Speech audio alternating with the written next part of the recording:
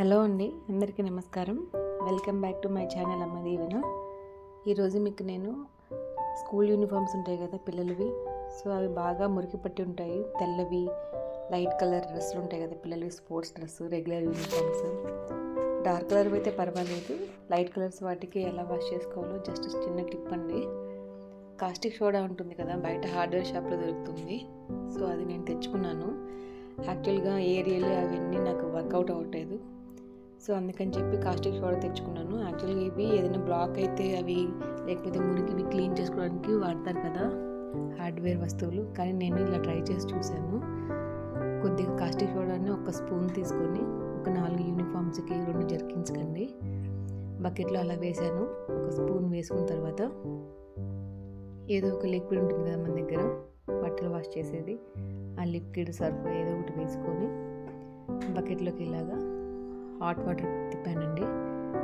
So hot water తిప్పాక డైరెక్ట్గా hands పెట్టేకండి, ఇది కాస్టిక్ సోడా కదా. చేతులకి నీళ్ళు కావాల్సిన పట్టుకున్న తర్వాత నానబెట్టుకుందాము. సో ఇలా ఉన్నాయండి సాక్స్లు, మురికి పట్టున్నాయి చాలా. హ్యాండ్ వాష్ చేసినా కూడా పోవట్లేదు, చేతిలో తీసుకొని ముసిమినా కూడా పోవట్లేదు. సో అప్పుడు ఇంకా వెక్స్ అయిపోయి ఇలా చేస్తున్నాను. జస్ట్ చిన్న ట్రై అండి. సో డైరెక్ట్గా చేతిలో టిప్ పెట్టద్దు, ఏదైనా కర్రనో ఏదైనా ఒకటి తీసుకొని ఇలాగ లోపలికి ప్రెస్ చేయండి.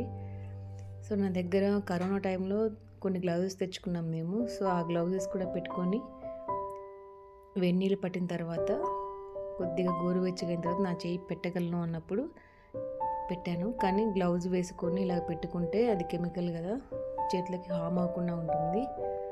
సో ఇలాగా ఒక డైరెక్ట్గా పొడి వేయలేదు కాబట్టి కాస్టిక్ సోడా 1 గంట నానబెట్టాను. పెట్టిన తర్వాత డైరెక్ట్గా చేత్తో అంటే ఒక్కొక్కసారి పోతుంది, చూసారు అంత మురికి వచ్చిందో సాక్స్. సో ఇలాగ నేను 1 హ్యాండ్తో తీస్తాను కదా వీడియోస్, అందుకని చెప్పి ఒక చేత్తో అలా ముసిమి చూపిస్తున్నాను. అంత మురికిని చూసారా, చాలా చిరాగ్గా ఉంటుంది కదా అలా ఉంటే. అందుకని చెప్పి డైరెక్ట్గా కాస్టిక్ సోడాలు అయితే వేయకండి, హోల్స్ పడిపోతాయంట.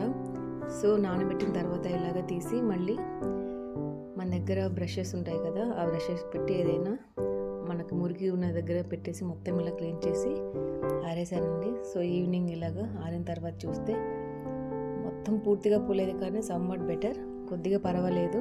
సో ఇలాగ వైట్ కర్చీఫ్స్ అవన్నీ బాగానే వచ్చాయి. సో ఇలాగ యూనిఫామ్స్, తన జర్కిన్స్ అవి కూడా అన్నీ ఉన్నాయి, పెట్టేసి క్లీన్ చేసుకున్నాను. సో మీరు కూడా నచ్చితే ట్రై చేయండి, బట్ గ్లౌజెస్ వేసుకోండి తప్పకుండా. సాక్స్ కూడా చూసారా మురికి మొత్తం పోయింది, కాకపోతే ఇంకా 2-3 వాష్లు చేస్తే బాగా వస్తారనుకున్నాను. సాక్స్లో వైట్ సాక్స్లో అయితే చూసారా యాంకిల్ దగ్గర టోస్ దగ్గర అంతా నల్లగా ఉంటుంది కదా, అది మొత్తం పోయింది. సో యూనిఫామ్కి అయితే కూర్చునే దగ్గర మాత్రం ఏమీ పోలేదు, అంటే 100% ఒకేసారి పోదు, 80% పోయింది. ఇంకా 2-3 వాషెస్ పడితే నార్మల్గా వచ్చేస్తుంది. మీరు కూడా ట్రై చేయండి నచ్చితే, లేకపోతే మీ ఓన్ వేలో మీరు వెళ్ళండి. సో నాకు నచ్చింది అందుకే షేర్ చేస్తున్నాను. Thanks for watching my video. Please subscribe. నమస్తే.